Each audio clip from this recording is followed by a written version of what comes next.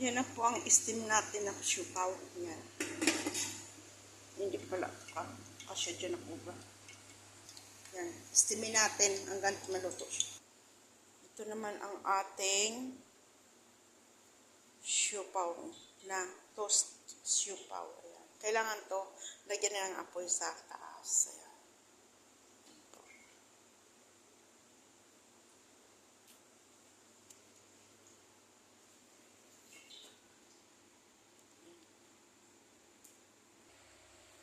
Ayan. Konti lang apoy. Ito naman po, magluluto tayo ng isda. Tabak. Ayan. Yan, ipa-fried po natin itong konti para hindi malansa. Ayan lang ating apoy. Yan, imimix vlog na lang po natin ang ating lulutuin para po madagdagan ang ating vlog. Kaya po pasensya na kayo. Ayan. Ayan, ang prito natin. Alam nyo nangyari ng tinapay kung medyo nag-brown masyado. Pero okay lang po yun. Okay na po itong isda natin na to kasi ano lang naman natin sa ilalim. Natanggalin na po natin. Ayan.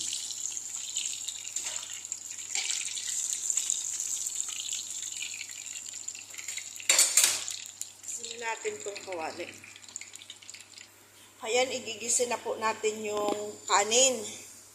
Nangailangan po tayo ng sibuyas, bawang, dried lemon. Dried lemon po to, lemon dried.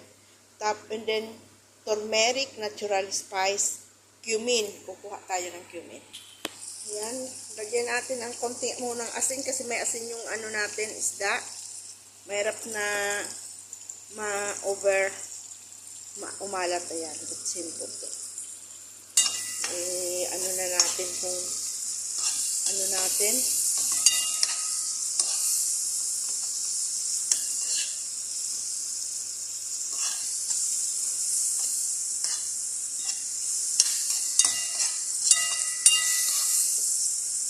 Yung ano po, ito pong dried lemon, binutasan ko po yan, biniwaan ko po yan.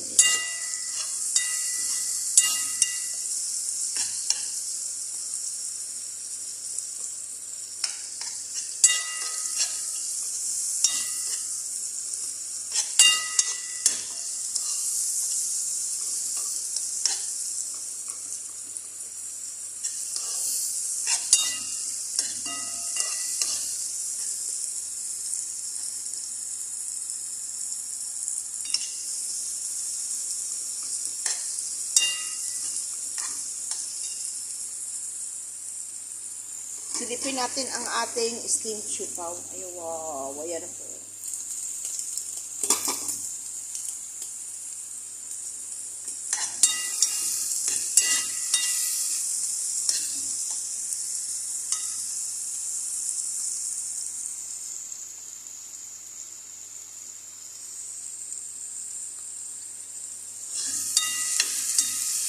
Yung sa siupaw naman po, yung kung paano po gawa ng dough, yung itlog, oil, pero po ako instead na oil, nilagay ko po siya is butter, water, milk, egg, yeast, at saka po linagyan ko siya ng baking soda, at saka yogurt para po malambot ang ating siupaw. Yun po ang sekreto dyan, yung yogurt. Kaunting asin, yun po, inilagay ko dyan.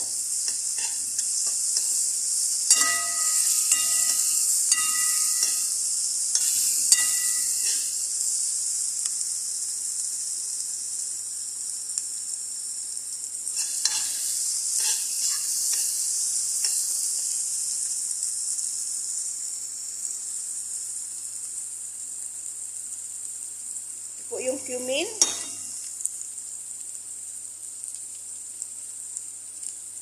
Coriander powder.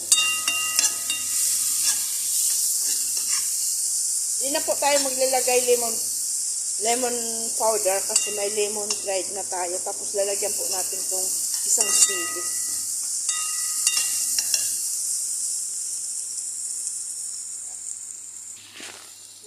natin ng isang sili.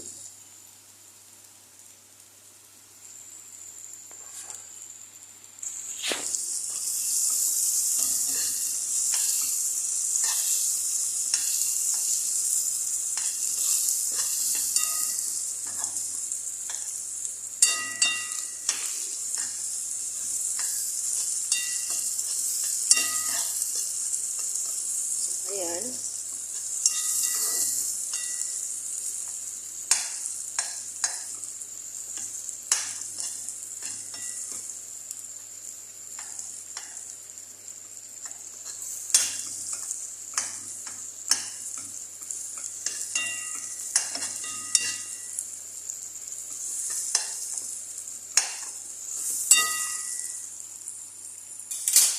So, ilagay na po natin ang ating isda. Sipon po natin, fried natin yung isda ha. At lagay na po natin yung water. Ito po hot water ito. Huwag po natin biglain.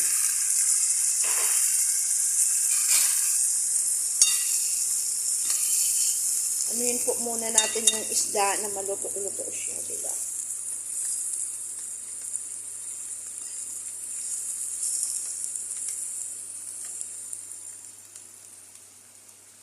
Bago natin lagyan ng bigas.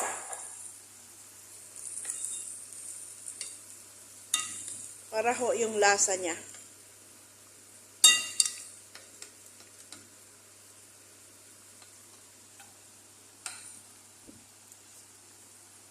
So, ngayon, kulang yung asin natin. Lagyan natin asin. Lagyan natin pampalasa.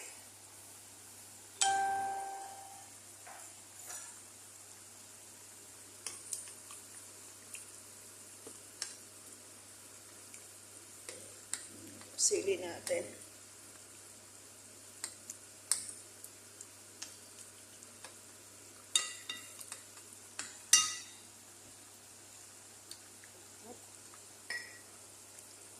Lagyan natin kaunting asin kasi para paglagay natin ng kanin, okay na siya.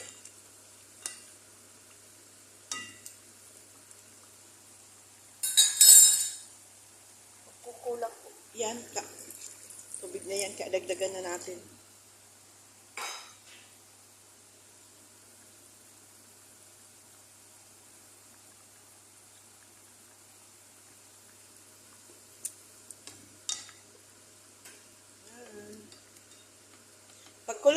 Pagkulo nito, lalagay natin yung kanin.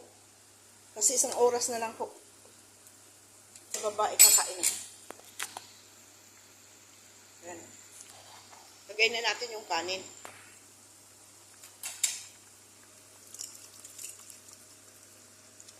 Tingnan natin yung kanin natin, yung tama lang ba?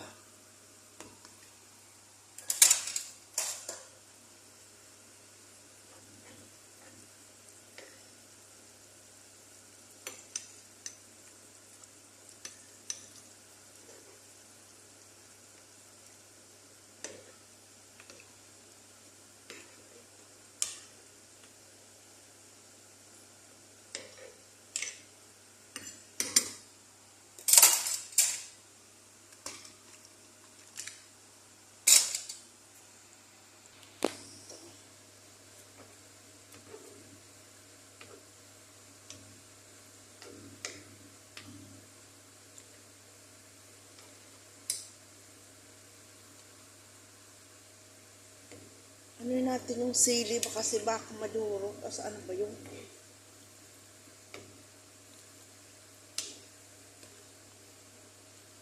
Hindi ko na makuha yung sili. Ayun.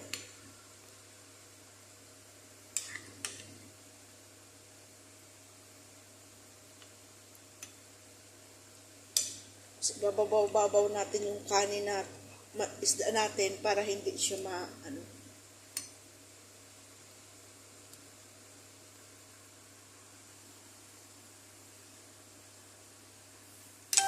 So, ayan na.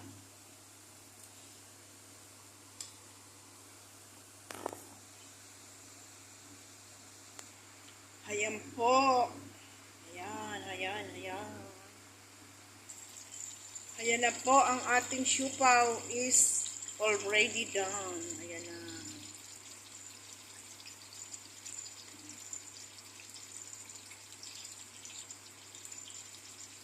Nagprito po akong talong. Ayan yung ulam namin. Gusto ko pong magpritong talong at maggawa ako ng itlog. Ayan. Yung siupaw ko po, ang siupaw ko po, hindi ko na yan linagyan ng itlog sa loob. Hindi na po. Yung palaman na lang po. Hindi na, wala na siyang egg sa loob. Ayan. So, ayan ang ating siupaw. Tikman natin. Lagyan natin kaya ng ketchup. Teka. Ayan, lagyan natin ng siupaw. Ng siupaw natin, lagyan natin ketchup.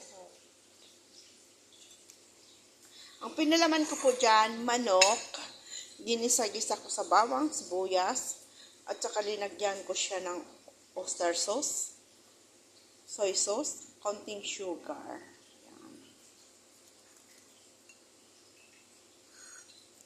Umuusok-usok pa ko. Iba pa rin talaga pag luto mo. Yan.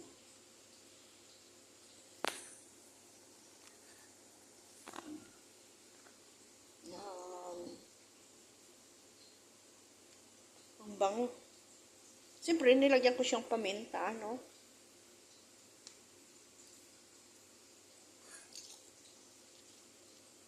Sarap.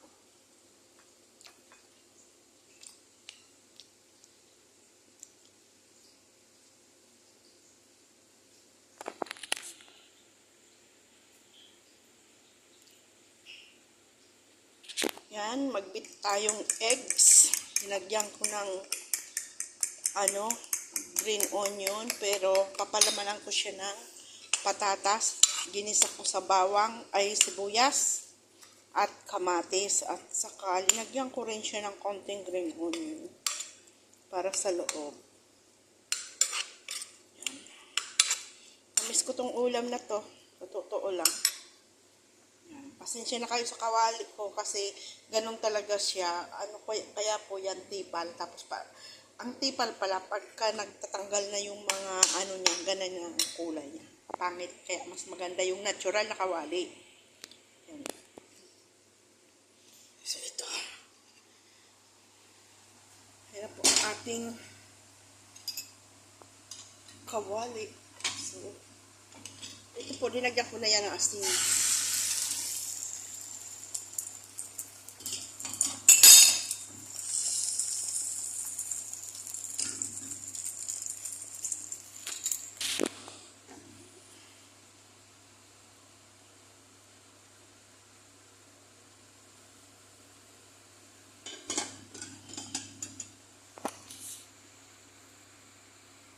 Ayan, oh. Ano natin ito? Babalik na rin pa natin ito dito.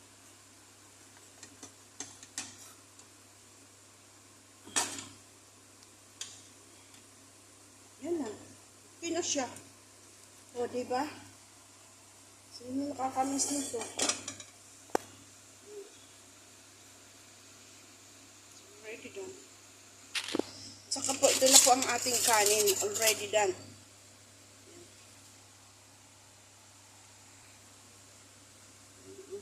Yun yung isda natin. Tsaka to, oh.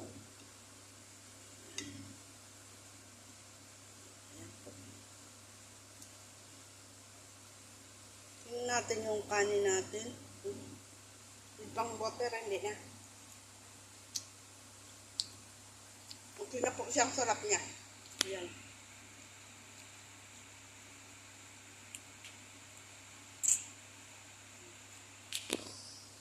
Hindi nakita yung